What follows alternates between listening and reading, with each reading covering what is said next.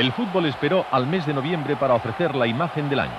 La selección española consigue en Sevilla la clasificación para la fase final de la Copa del Mundo. El dramatismo, la angustia vivida durante 90 minutos provocan una gran explosión de júbilo sin precedentes. El equipo conecta de lleno con el corazón de una hinchada que le había vuelto la espalda en los últimos tiempos. Atrás quedó una fase de clasificación dura, difícil, que se hizo imposible por momentos. Después de golpear a Lituania por 5-0, la selección afronta el primer compromiso importante del año en Copenhague. Ante Dinamarca, uno de los rivales directos en el camino hacia la clasificación, España pierde de forma inmerecida por 1-0. El danés Poulsen cercena las posibilidades españolas con la inestimable ayuda del árbitro holandés Van der Ende, que no quiso ver un claro penalti sobre Nadal. La derrota en Copenhague obligaba a ganar en todos los partidos restantes. La selección española cumple los pronósticos antes del verano al imponerse a Irlanda del Norte por 3-1 en Sevilla y a Lituania, con más sufrimiento del esperado, por 2-0, los 2 goles marcados por Julen Guerrero. A España le quedan entonces 3 partidos: Albania en Tirana, Eire en Dublín y Dinamarca en Sevilla. Los resultados conseguidos por irlandeses y daneses exigían que la selección ganara 2 de estos partidos y puntuara como mínimo en Dublín. España rompe la desconfianza general el día que golea en Albania en una tarde gloriosa de Julio Salinas, que marca 3 de los 5 goles del equipo. Y llega a Dublín. Ante Irlanda, una derrota dejaría al equipo fuera de la competición. Y es entonces, en el momento más delicado, cuando España recupera todo el genio y logra uno de los triunfos más sonados de su historia, al ganar por 3-1. Irlanda no perdía en casa desde el 31 de diciembre de 1985. El 3-1 de Irlanda transforma la desconfianza inicial en una euforia sin límites. España recibe el 17 de noviembre a Dinamarca en el Sánchez-Pizjuán. Para no depender de nadie, solo vale el triunfo. Muy pronto el infortunio se vuelve hacia el lado español. A los 10 minutos, una desgraciada jugada provoca la expulsión de Zubizarreta. Surge entonces la figura de Cañizares, que llegó como suplente y se convirtió en el baluarte de la clasificación. Después marcó Hierro y Sevilla fue un clamor. España se había clasificado para el Mundial.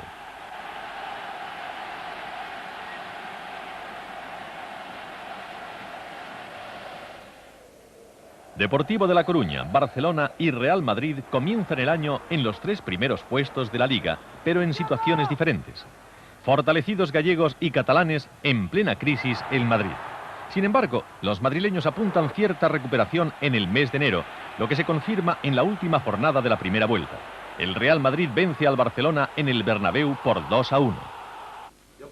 El mes de enero tiene un nombre propio. Es el del portugués Paulo Futre, que el día 25 cierra una etapa española. Futre llega a un acuerdo con el Atlético para la rescisión de su contrato. Gil pierde así el jugador más emblemático de su historia presidencial. En marzo, la crisis le toca al Deportivo de La Coruña. Su entrenador, Arsenio Iglesias, se marcha a los vestuarios antes del fin del partido ante el Tenerife, que concluye en Riazor con empate a 1. Los gallegos comienzan su lento alejamiento del liderato. El Barcelona recupera el tiempo perdido y se convierte en el nuevo líder. Derrota al Depor en el Camp Nou y protagoniza después con el Valencia el mejor partido de la temporada. Los blaugranas vencen en Valencia por 4-3. Abril se destapa con uno de los goles más impresionantes de la Liga. En el estadio Carlos Belmonte de Albacete, Zalazar supera a Diego del Atlético de Madrid desde 52 metros. En la historia del campeonato no se recuerda un gol desde distancia tan lejana. El tramo final de la Liga es un polvorín. El argentino Maradona llega al Bernabéu tras haber anunciado que en junio dejaría la alta competición. El Madrid ofrece uno de sus mejores partidos y golea al Sevilla 5-0 tras un primer tiempo portentoso. A falta de 3 jornadas, el Madrid aventaja en 1 punto al Barcelona y en 3 al Deportivo. En medio de la emoción, el mes de mayo también deparó tragedia. El día 6, el panameño Rommel Fernández fallece en accidente de tráfico en el pueblo de Tinajeros, en la provincia de Albacete. Su coche, un potente deportivo, se salió de la carretera y chocó con un árbol. Rommel tenía 27 años. La Liga repite la misma historia de la temporada pasada. El Madrid se juega la Liga en Tenerife y el Barça debe esperar. El argentino Derticia adelanta a los tinerfeños casi al mismo tiempo que Stoichkov consigue en Barcelona el gol de la victoria frente a la Real. El Heliodoro Rodríguez López vuelve a ser un estadio maldito para los blancos, que pierden por 2-0. El Barça logra su tercer título consecutivo por primera vez en la historia de la Liga. La Copa del Rey se animó en las últimas eliminatorias, sobre todo con la semifinal que enfrentó a Real Madrid y Barcelona. El partido de ida, celebrado en el Bernabéu, concluyó con empate a 1. El encuentro de vuelta se disputó a solo 4 días del final de la Liga. El Madrid se impuso al Barcelona por 2-1 a pesar de jugar con 10 durante la mayor parte del encuentro. Como en años pasados, la final de la Copa cerró la temporada del fútbol español. El Real Madrid se proclamó campeón al derrotar al Zaragoza por 2-0. Butragueño se adelantó a los 24 minutos. Mientras los maños desperdiciaban ocasiones claras y se perdían en protestas hacia la labor del árbitro Urío Velázquez, Lasa sentenciaba con el 2-0. Los 15.000 aficionados madridistas festejaron con algarabía el triunfo de su equipo, el primer título en los últimos 3 años.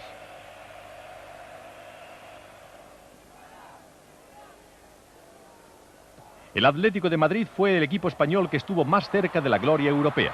Se quedó a las puertas de la final de la Recopa, eliminados por el Parma italiano. El resto de participantes españoles no pasarían de una actuación mediocre. El Barça ni siquiera se clasifica para la Liga de Campeones, aunque se consolaría con el triunfo en la Supercopa Europea al superar al Werder Bremen. El momento culminante de las competiciones continentales llega el 26 de mayo. El Olympique de Marsella se proclama campeón de Europa al derrotar al Milán por 1-0.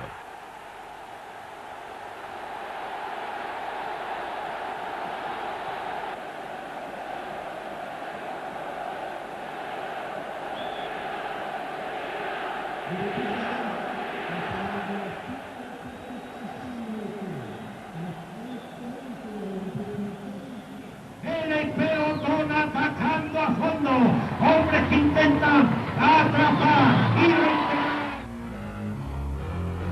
La década de los 90 está siendo un privilegio para el ciclismo español, que tiene la suerte de contar con el mejor ciclista que nuestro país ha tenido en su historia.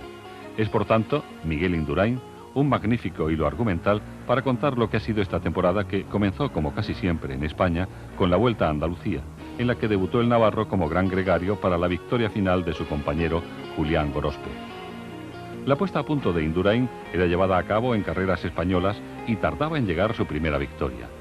Fue en la contrarreloj que cerraba la Vuelta a Murcia, donde Carlos Galarreta lograba uno de los triunfos más sorprendentes de la temporada.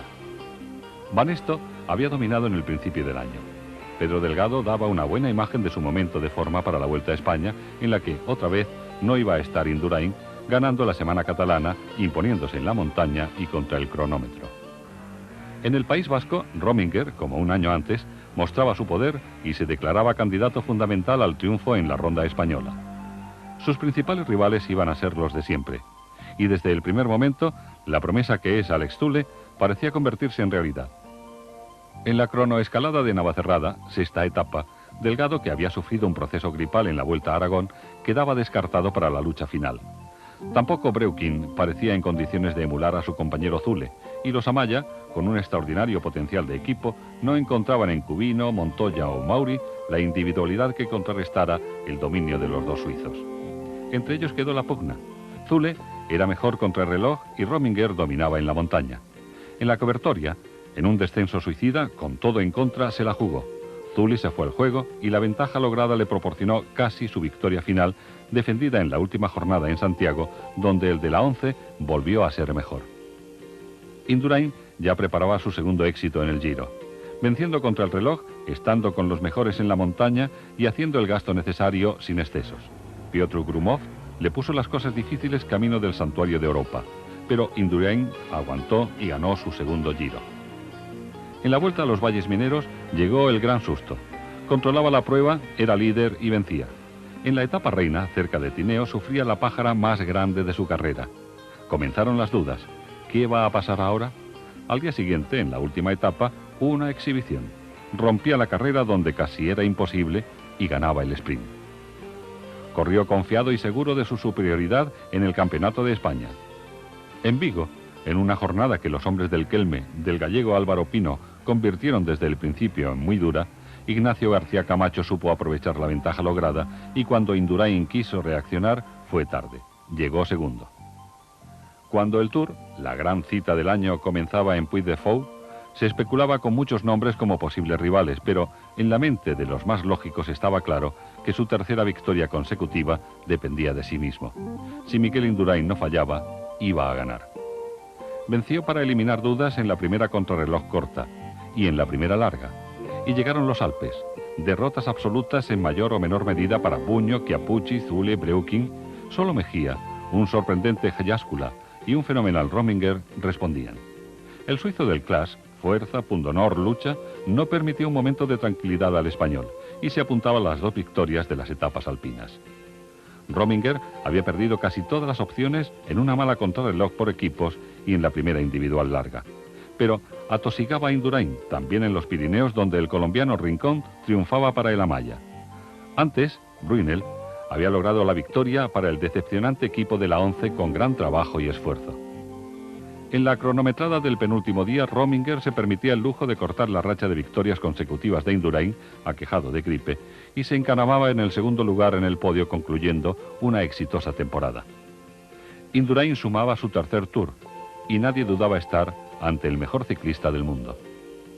Todavía quedaba otra cita importante, el Campeonato del Mundo de Oslo, con un recorrido que no se adaptaba, en teoría, a las posibilidades de Indurain.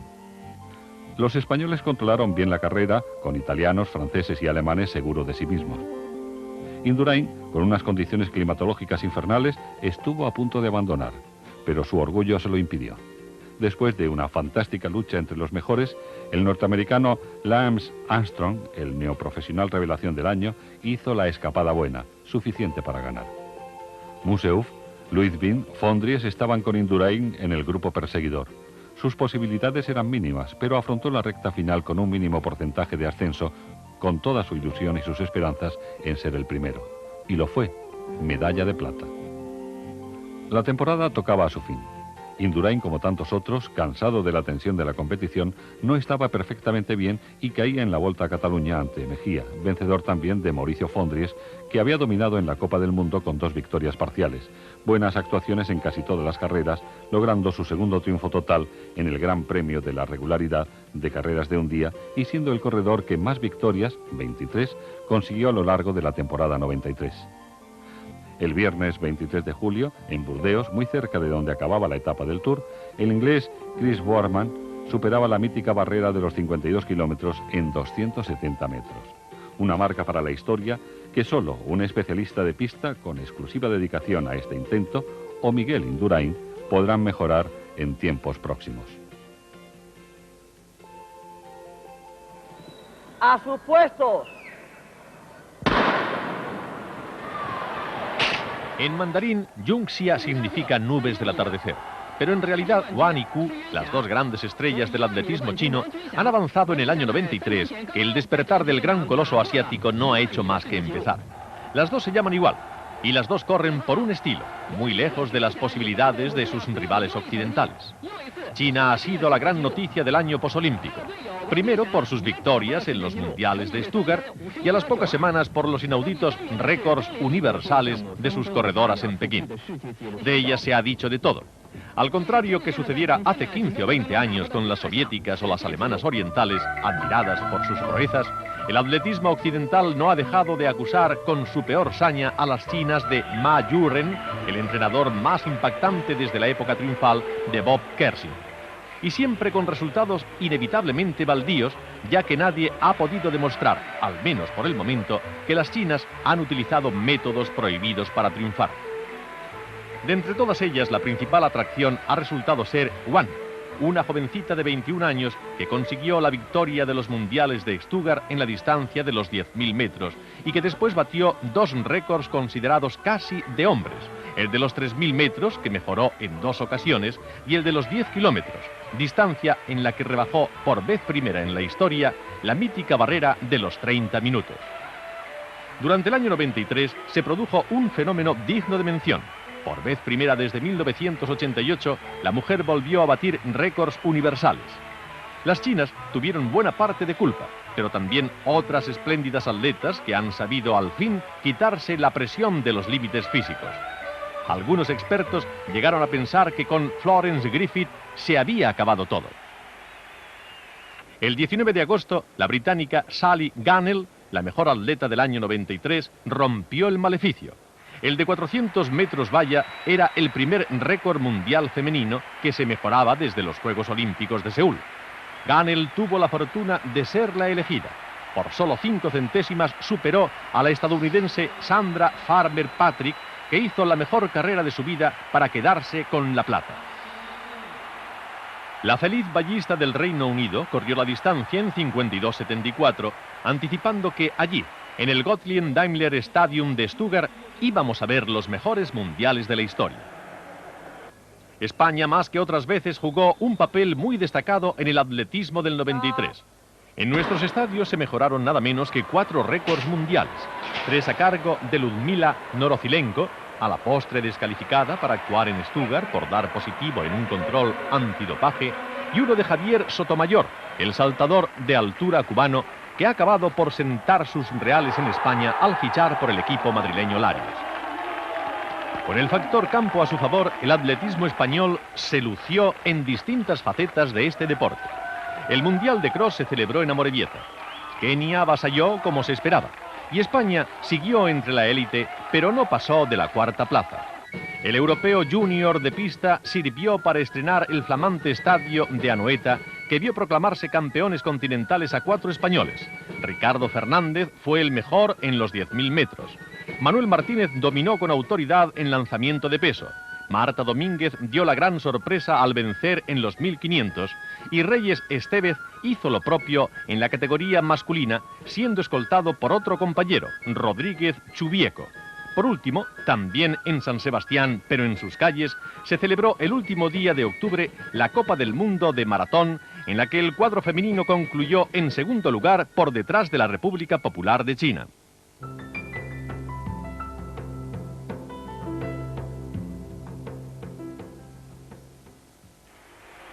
En Stuttgart, eso sí, las medallas volvieron a amortiguar una actuación gris. Y como siempre, esos triunfos llegaron en la disciplina más ingrata, la marcha atlética.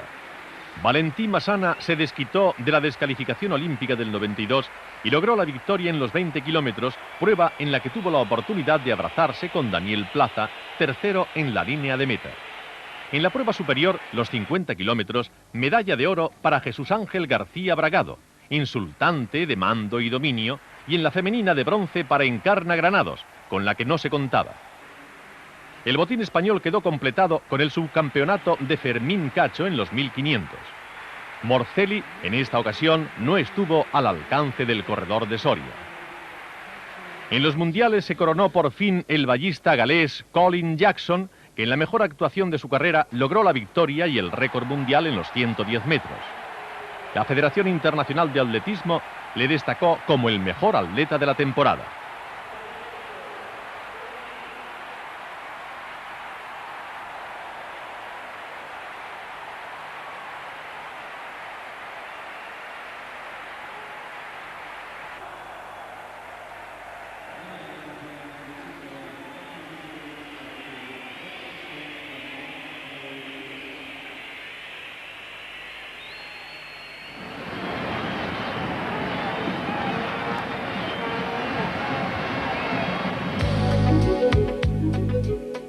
Al hablar de las hazañas baloncestísticas de 1993, nos tenemos que referir al baloncesto femenino.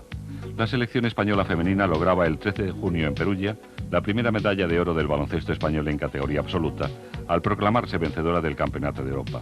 Un hecho sin precedentes, pero abonado por la brillante trayectoria de otro equipo formado enteramente por chicas, el Torna Godella. El Torna Godella derrotaba en el pabellón Pla de l'Art de Giria a las italianas del Como en la final de la Copa de Europa y reeditaba el título de la temporada pasada. 1993 ha significado el gran año, el año de oro del baloncesto femenino español. Sin embargo, la cosecha del 93 en baloncesto masculino no fue buena. En la Copa Korak, el baloncesto español estuvo representado por 4 equipos: Barcelona, Taugrés, Fórum Valladolid y el Osúa León, que debutaba en Europa. Uno tras otro fueron quedando en la cuneta. El que más lejos llegó fue el Barça, eliminado en semifinales por el Virtus Roma. En la antigua Recopa, hoy llamada Copa de Europa, el sueño de un título continental para el baloncesto español también se frustró en las semifinales. El banco NatWest era apartado de la final por los griegos del Aris de Salónica. Una temporada más, 3 equipos optaron al título en la máxima competición continental, el Campeonato de Europa o Liga Europea. El Juventud y el Estudiantes se apearon prematuramente en la liguilla de clasificación. Solo el Real Madrid lograba meterse en la final FUR de Atenas.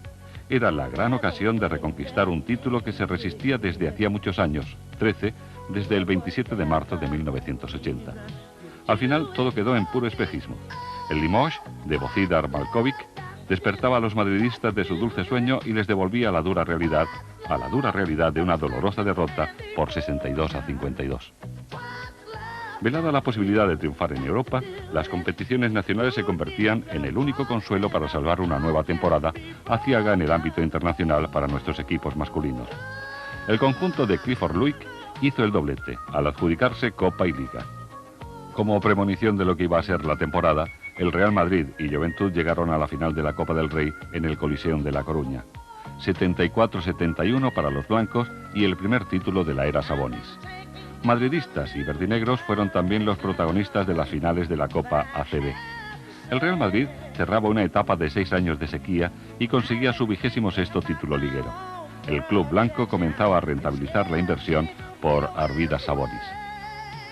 La selección española masculina también tuvo actividad en 1993 con el Campeonato de Europa disputado en Alemania.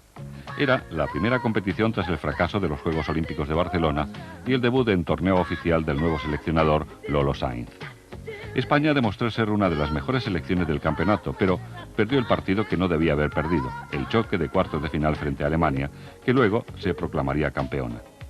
La derrota ante los anfitriones apartaba al equipo español de la lucha por medalla y hacía peligrar su clasificación para el Campeonato del Mundo.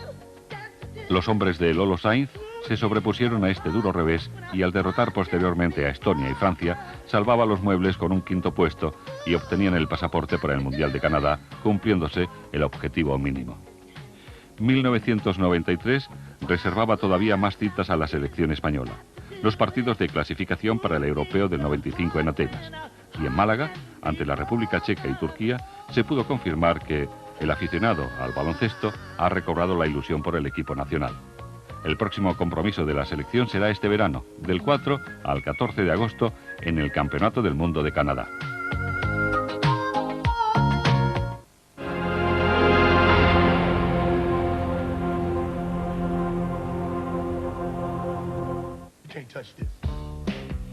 La retirada de Michael Jordan dejó el baloncesto huérfano del mejor jugador de todos los tiempos. Genio, líder y sobre todo ganador. 10 años de baloncesto para un Michael Jordan que llegó a la liga como una estrella universitaria para enriquecer la historia de un equipo, los Chicago Bulls, que hasta entonces se había movido entre la mediocridad. Jordan, imagen impecable, conquistó las canchas del baloncesto así como el mundo de la publicidad. Dualidad que le permitió ser, en 1992, el deportista mejor pagado del planeta. Jordan revolucionó con su juego de fantasía la NBA. Dio otra dimensión al baloncesto, imparable, imprevisible en sus reacciones cuando en sus manos tenía el balón. Michael Air Jordan, 7 veces máximo encestador de la liga de forma consecutiva, fue también uno de los mejores defensores de la NBA, echando por tierra aquella máxima que decía: ningún gran encestador puede ser buen defensor. Su intensidad y carácter de ganador le marcó uno tras otro los objetivos, todos ellos alcanzados. Campeón de la NBA en 3 ocasiones. Campeón olímpico en Los Ángeles 84 y Barcelona 92. Campeón universitario en 1982 e infinidad de títulos individuales para un jugador que jamás desaparecerá de nuestra memoria, Michael Air Jordan.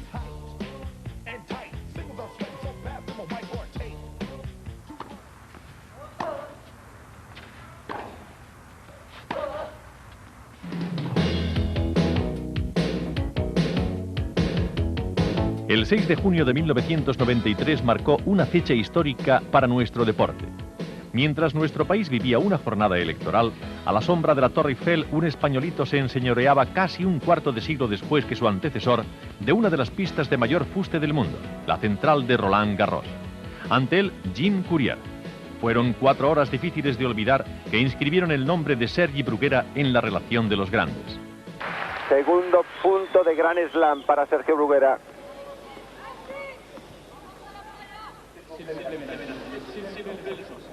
Solo un servicio, Sergio.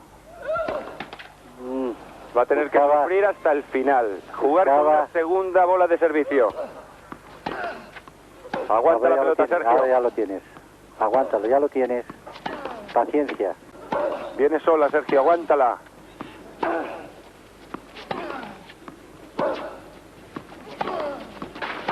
Sigue. Ya lo tienes. Ya lo tienes, está ahí, Sergio.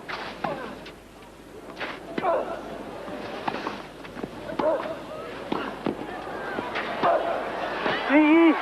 ¡Sí! ¡Lo ha conseguido! Ahí está su padre. Ahí está Sergio. ¡Lo ha conseguido! Campeón de Roland Garros. Había sido el sello de un año pródigo que permitió cosechar a los nuestros hasta 10 títulos de la ATP.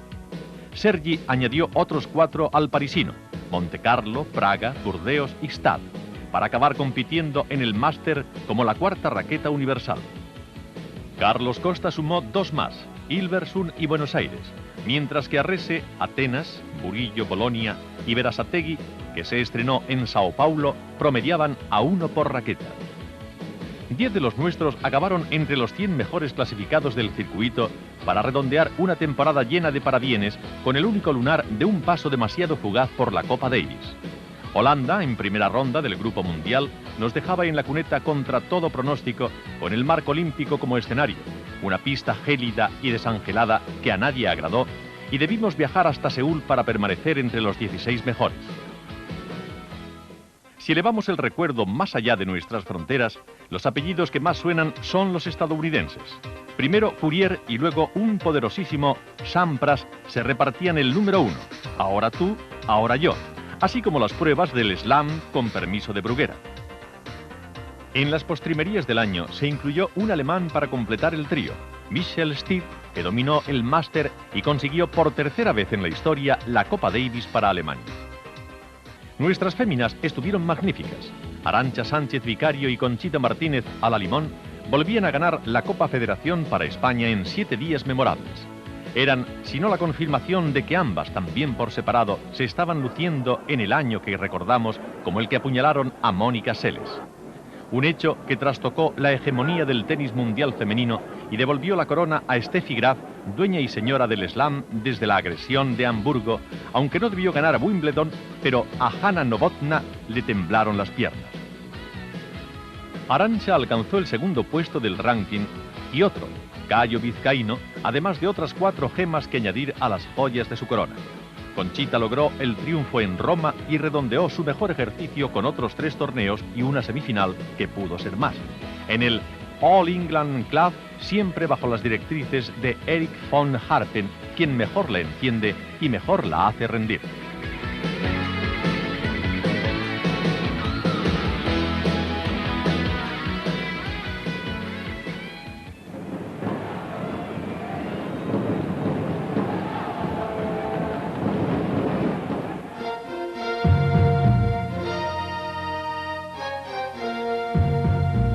El gran protagonista del año 93 ha sido sin lugar a dudas el TECA de Santander.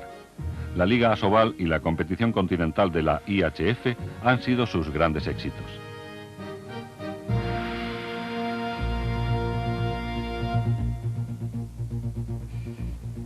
Equipos como el CSKA Moscú, Linz y Steaua de Bucarest sucumbieron ante el juego español. El TECA disputó la final a doble partido frente al Bayer Dormagen. El 24-20 de la ida convertía de nuevo a la pista de la Albericia en un talismán. Con un Jakimovic excepcional en el lanzamiento, remontó la eliminatoria con un 26-20 final que daba al balonmano español su 8º éxito continental. Los play-off finales de la Liga Asobal fueron todo un éxito. Calidad, emoción y sorpresas. El balonmano Granollers, 7º en la fase regular, se erigió como el gran protagonista. Alcalá, el Gorriaga y Fútbol Club Barcelona fueron sus víctimas. La final se disputó al mejor de 3 partidos. No fueron necesarios. El TECA se impuso en los 2 primeros y se proclamó campeón. Un 30-29 en la Albericia y un 22-25 en el Olímpico de Granollers. En el año 93, el balonmano disputó el Mundial Absoluto en Suecia. España acudía con renovadas ilusiones. Había en el ánimo un deseo inmenso de borrar el mal sabor de boca dejado en los Juegos Olímpicos. No pudo ser. A pesar de los cambios, el quinto puesto se repitió en la historia de la selección española. Francia, al igual que en Barcelona, volvería a ser nuestra bestia negra. Un pésimo segundo tiempo dejó a España fuera de la final.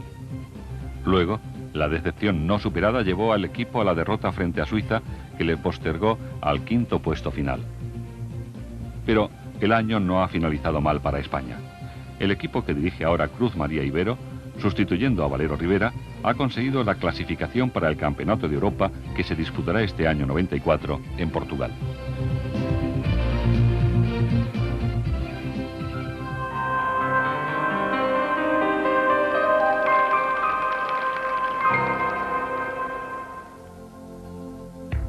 Dos mundiales y dos Copas de Europa han sido los grandes acontecimientos del mundo de la gimnasia durante 1993.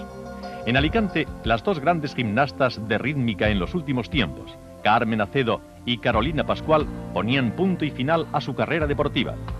Carmen, campeona de España, obtenía el oro en la final de mazas y repetía la cuarta plaza conseguida en el Mundial de Bruselas un año antes. Se ha convertido así en la mejor española de todos los tiempos. Carolina Pascual cerró su carrera con la plata, también en la final de mazas, y sumaba el bronce en la general de la final de la Copa de Europa. La número 1, la búlgara María Petrova, obtenía, gracias a su regularidad, el oro en ambas competiciones y se ha convertido en la líder indiscutible de la rítmica mundial, tan solo ensombrecida por la bielorrusa Larisa Liukanenko, plata en la Copa de Europa. El conjunto español consiguió en el Campeonato de Europa la medalla de bronce por detrás de rusas y búlgaras. En el primer torneo máster disputado en Alicante, las españolas adelantaron a las búlgaras, pero no pudieron con las rusas, dominadoras absolutas en la especialidad de conjuntos. En artística han dominado el panorama mundial dos gimnastas, Vitali Servo y Shannon Miller. Ambas han ganado todos aquellos torneos en los que han participado, entre ellos el mundial disputado en Birmingham. En categoría femenina, Shannon Miller obtenía el segundo título mundial de la historia estadounidense. Se impuso ante el acoso de las rumanas y las gimnastas de la antigua URSS, repartidas en diferentes equipos y en proceso de formación y renovación. El ruso Dmitry Karbanenko se impuso en la Copa de Europa ante la ausencia de Servo y en chicas se impuso la rusa Oksana Fabrinova. La artística española continúa en proceso de renovación. Paco Merchán y Mercedes Pacheco se consagraron como campeones de España en unos equipos que están en pleno desarrollo después del vacío dejado por las figuras retiradas después de los Juegos Olímpicos.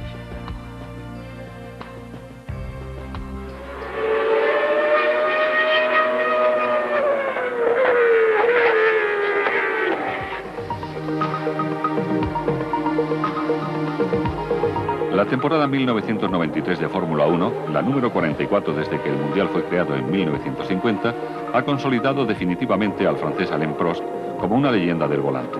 A ello han contribuido tanto el cuarto título mundial como, sobre todo, su decisión de retirarse de la competición activa. Prost y sus 7 victorias han sido los grandes protagonistas, pero su triunfo no ha eclipsado el enorme espectáculo que las manos del brasileño Ayrton Senna nos ofrecieron con cuentagotas. Los esfuerzos de Senna y McLaren, claramente menos competitivo que los todopoderosos Williams Renault, animaron grandes premios como el de Sudáfrica o el de Donington. Al final, en Australia, Senna consiguió un merecidísimo subcampeonato por delante del británico Damon Hill. Hill, compañero de Prost en Williams, disputaba su primera temporada completa de Fórmula 1 y fue capaz de ganar en 3 ocasiones. Como no podía ser de otra manera, el año de la Fórmula 1 registró también terribles accidentes. El más grave lo protagonizó el italiano de Lotus Alessandro Zanardi, al chocar a más de 250 km/h contra el muro del vertiginoso Redillon en la pista belga de Spa-Francorchamps. El accidente de Derek Orwick en el circuito alemán de Hockenheim, la espectacular vuelta de campana de Christian Fittipaldi en Monza o el malentendido entre Jan Alesi y Jenner Berger en los entrenamientos de Italia son otros momentos de gran tensión de la temporada. Alain Prost se va con 4 títulos mundiales y 4 subcampeonatos en 14 años de Fórmula 1.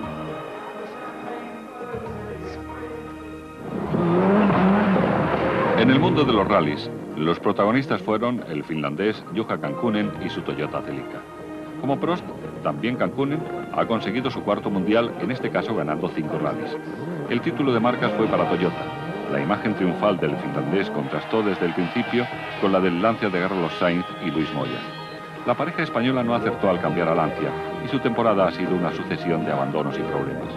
Solo destacan los segundos lugares de Acrópolis y San Remo para ser finalmente quintos. El catalán Bardolet, por su parte, ganó el Campeonato de España con su Opel Astra oficial. Para ello, debió batirse hasta el final con su compañero de equipo en Opel, el valenciano Luis Climente. En turismos, el título nacional fue para Luis Pérez Sala y su Nissan Skyline. Pérez Sala consiguió 4 victorias de 11 carreras, ganando su segundo título en este certamen.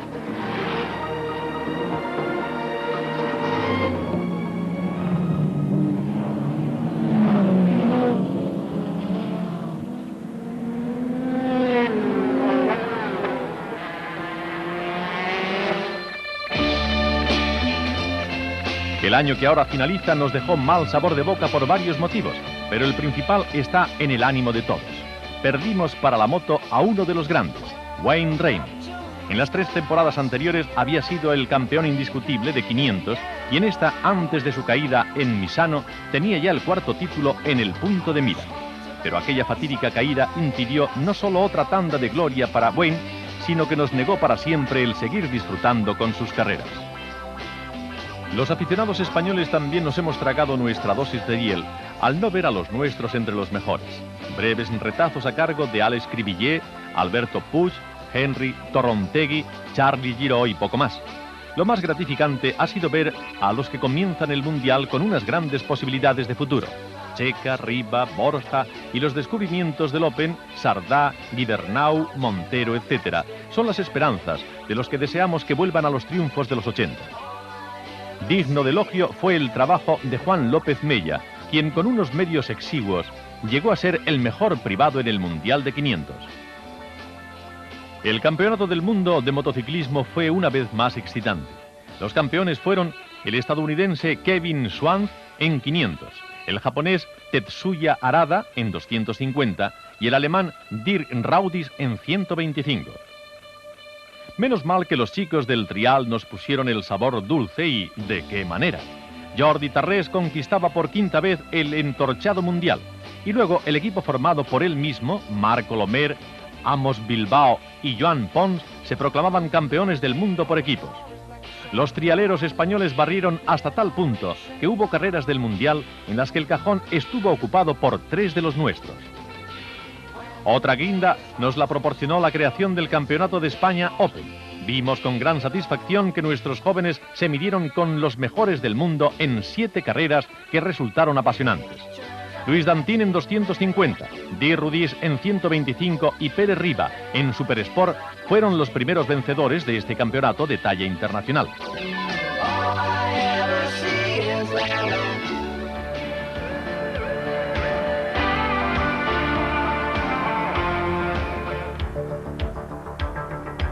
La alemana Franziska van Alsing ha sido la gran protagonista de la temporada al conseguir 6 medallas de oro y 1 de plata en los campeonatos de Europa disputados en Sheffield.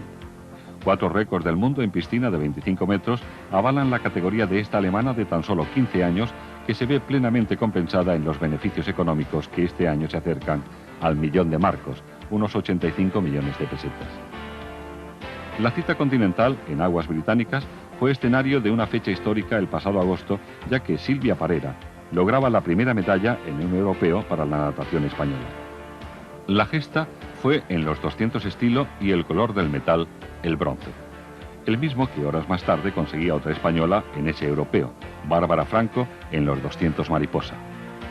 El año ha finalizado con el resurgimiento masivo de las chinas, que envueltas en no pocas polémicas, dado que los técnicos y médicos de la ex República Democrática Alemana se han trasladado a China, han logrado 15 medallas, 10 de oro, 4 de plata y 1 de bronce, sumando 9 récords del mundo. Un balance en el primer mundial en piscina corta disputado en Palma de Mallorca que hace pensar en ellas como las dominadoras de la natación mundial. Por lo que se refiere al waterpolo, España defendía la plata en el europeo lograda en Atenas 91.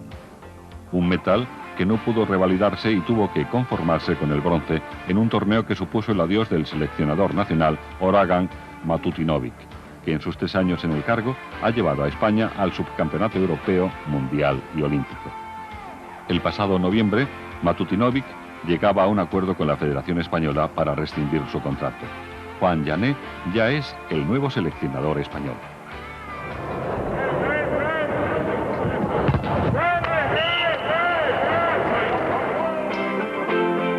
Tras el éxito olímpico en Barcelona 92, el voleibol español afrontaba en 1993 con un relevo de enorme significación. Jaime Fernández Barros, un joven entrenador asturiano, sustituía en la selección española a Gilberto Herrera. Y la verdad es que el compromiso más inmediato, sin Herrera como responsable, finalizó de forma triunfal. España obtuvo la clasificación para el Campeonato de Europa con 6 victorias en 6 partidos. Con la segunda cita internacional llegó la primera decepción, un 10º en el Europeo de Finlandia.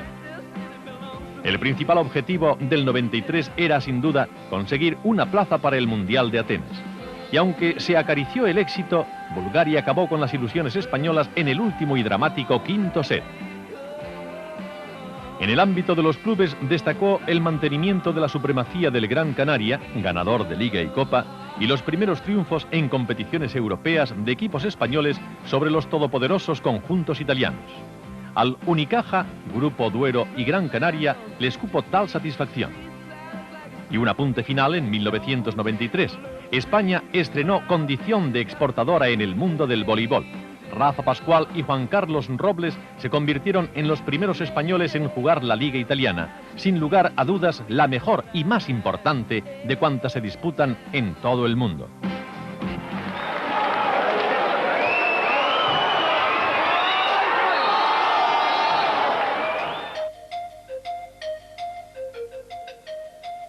El cuarto puesto de España en el Mundial de Hockey y Patines, disputado el mes de octubre en tierras italianas, donde Portugal se proclamó campeón al derrotar a Italia en la tanda de penaltis por 4-3, no hizo variar la tónica de decepciones que la selección ha venido acumulando en los últimos años.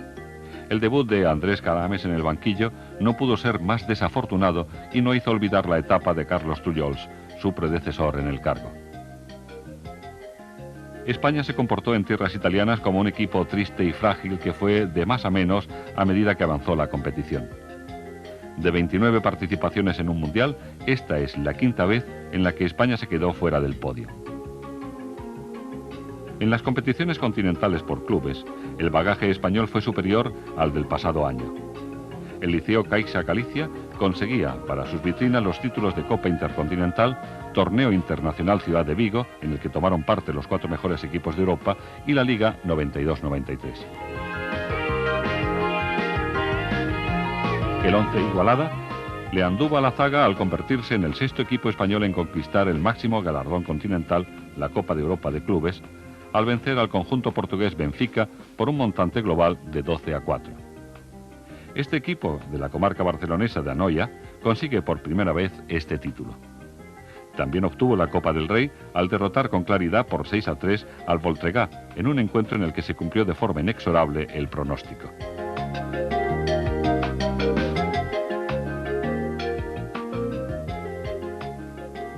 Y para despedir el año, qué mejor que la conquista de la Supercopa de Europa tras derrotar al Hockey Club Barcelos de Portugal por 7-4.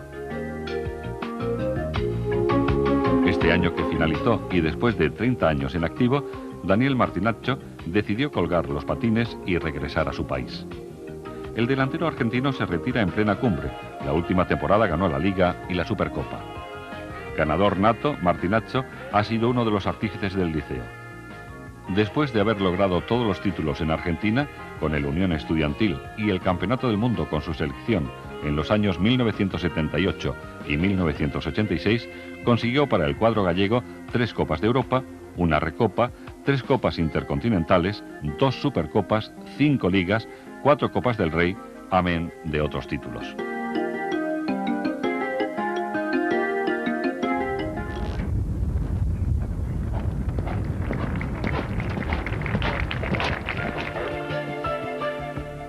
En el campo municipal de las Mestas de Gijón se disputó el Campeonato de Europa de Saltos de Obstáculos.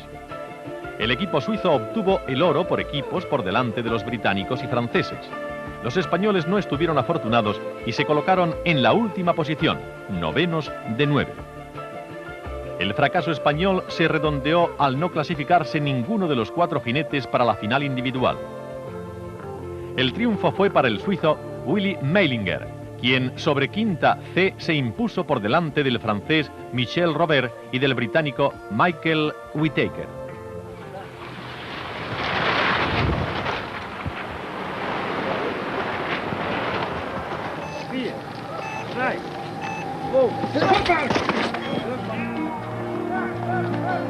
...1993 ha sido un año de tránsito entre Juegos Olímpicos, inolvidable para Marc Girardelli, campeón de la Copa del Mundo, que ha pasado a la historia como el primer esquiador en ganar 5 copas de cristal, suma 42 victorias, el récord de 86 de Stenmark le queda lejos a sus 31 años.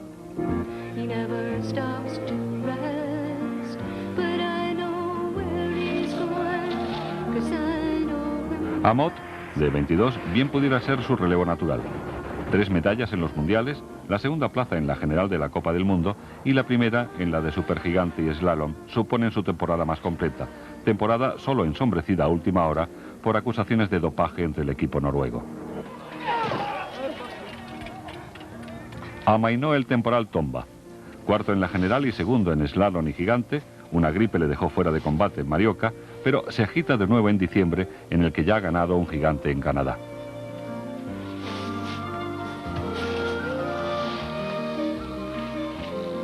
Una temporada con un descenso masculino en Sierra Nevada que dejó a los organizadores interesantes conclusiones para las citas del 94.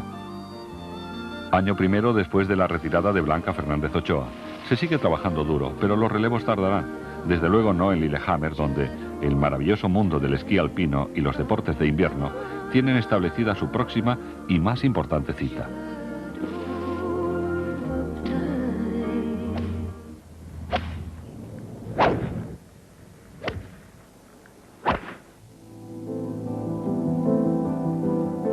El golf español no pudo repetir en el 93 los éxitos obtenidos en el año pasado, cuando nuestros jugadores sumaron 8 victorias en el circuito europeo.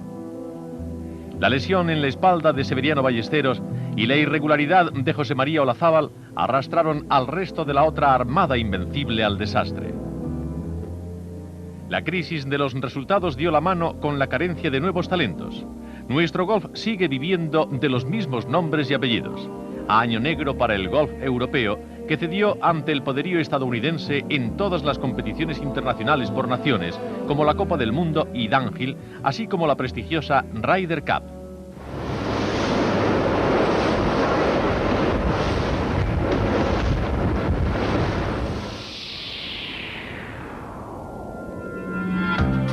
La crisis también se cebó en la vela, pero no en sus resultados. Las regatas de crucero caminaron del IECR al IMS en busca del abaratamiento de los costes, pero su distintivo absoluto fue el comienzo de una nueva edición de la Whitbread, la Vuelta al Mundo. Un retoño gallego, el Galicia Pescanova, con tripulación totalmente española, se estrenó en el previo que proponía la Vuelta a la Europa comunitaria, derrotando a todos sus iguales, los World 60, y con esos antecedentes partió a dar la vuelta completa al globo en la reina de las regatas. Sus resultados hasta el momento son inmejorables y continúa entre los candidatos al éxito.